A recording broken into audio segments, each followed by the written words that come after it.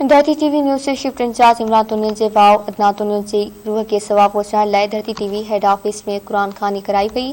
क़ुरान ख़ानी वारी तकरीब में धरती टीवी जे MD ज़हीर मिराणी, धरती टीवी जे मार्केटिंग हेड हिस्बुल्लाह तुनियो, पौती नौजवान अदनान तुनियो जे भाइरनि इमरान तुनियो ऐं फरहान तुनियो समेत धरती टीवी जी सत शिरकत कई। उन मौके ते मरहूम अदनान तुनियो जे मग़फ़िरत लाइ दुआ घुरी वई, जॾहिं त MD ज़हीर मिराणी ऐं मार्केटिंग हेड हिस्बुल्लाह तुनियो सिधो धरती टीवी सत जे समूरनि साथियुनि पारां नौजवान अदनान तुनियो जे इल्मनाक विछोड़ ते संदसि भाउ इमरान तुनियो सां उज़ुरख़्वाही कई। 13 दिसंबर ते वॻण बरसाइत डसाए वेठे तेज़ रफ़्तार कोच जी टक्कर जे नतीजे में धरती टीवी न्यूज़ से शिफ्ट इंचार्ज इमरान तुनियो जो 26 वरीह जो नौजवान भाउ अदनान तुनियो हयाती विञाए वेठो हो।